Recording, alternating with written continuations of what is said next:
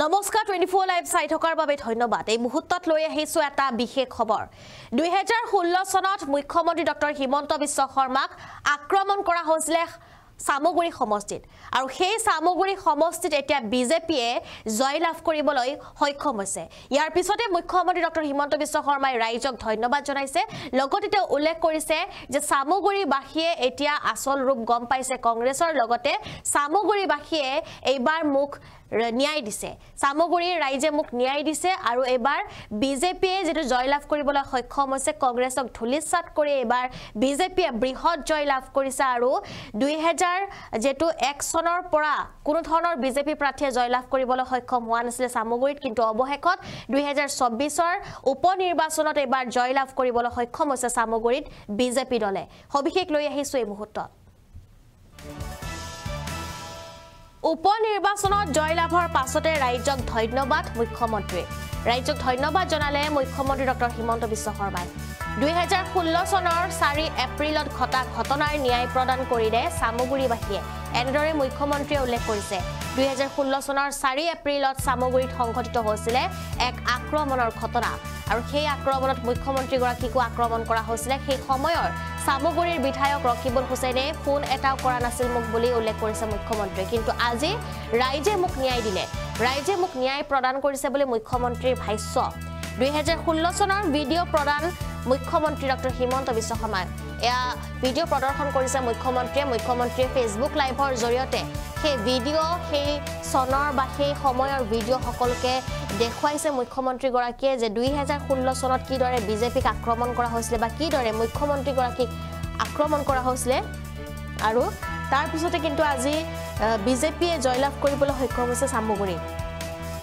ইতিমধ্যে সামগুৰিৰ নিৰ্বাচনক লৈ বহুতো হিংসাত্মক ঘটনা এইবাৰো সংঘটিত হৈ পৰিছে সামগুৰি সমষ্টিত।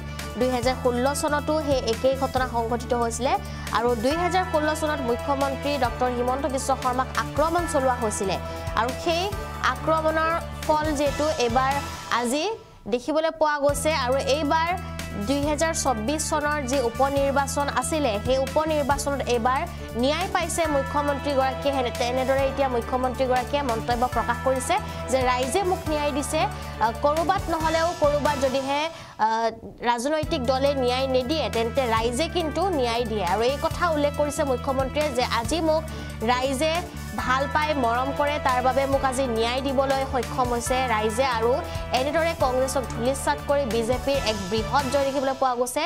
23 বছৰৰ পাছত সামগুৰিত এবাৰ অকংগ্ৰেছী বিধায়ক পালে সামগুৰিবাসীয়ে।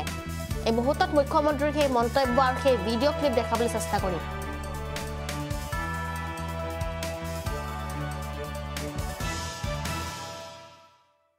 হল 2016 চনৰ 4 এপ্ৰিলৰ দিনা সামগুৰি সমষ্টিৰ মোৱামাৰী পঞ্চায়তত সংঘটিত হোৱা এটা ঘটনাৰ ভিডিঅ'।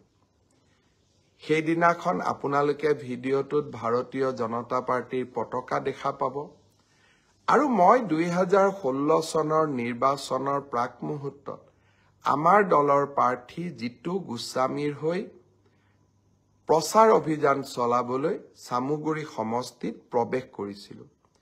মোৱামাৰী পঞ্চায়তত সেই সময়ৰ কংগ্ৰেছ দলৰ সদস্যসকলে এনেদৰে মোৰ ওপৰত আক্ৰমণ চলাইছিল আৰু এক প্ৰকাৰ জীৱন বান্ধি বুকুত বান্ধি আমি তাৰ পৰা ওলাই আহিছিলোঁ।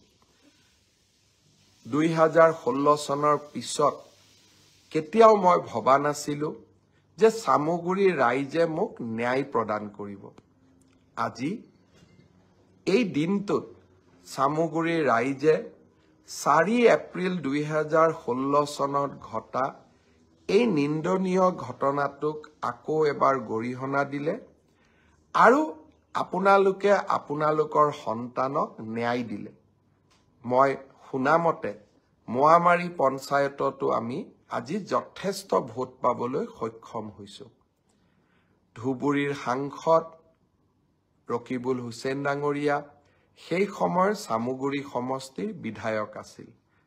মোৰ লগত ঘটা এই ঘটনাৰ পিছত মই অন্ততঃ এটা ফোন আশা কৰিছিলোঁ যে মোৰ সমষ্টিত হোৱা এই ঘটনাটোৰ কাৰণে মই দুখিত ৰাজনৈতিক জগতখনত আমাৰ পৰিয়ালসমূহৰ মাজত থকা নিবিড় সম্পৰ্কৰ বাবে এনে পৰম্পৰা বিদ্যমান আছিলে যেতিয়া কোনোবাই এই পৰম্পৰাসমূহ বিদায় দিয়ে ৰাইজে কৰবাত নহয় কৰবাত ন্যায় প্ৰদান কৰে সামুগুৰি সমষ্টিৰ উপনিৰ্বাচনত যোৱাৰ দিনাখন মই ৰাইজক কৈছিলো যে মই 25 তাৰিখৰ পিছত আপোনালোকৰ মাজত আকৌ আহিম মই আকৌ এবাৰ কৈছো মই খুব সোনকালে আপোনালোকৰ মাজলৈ আহিবলৈ চেষ্টা কৰিম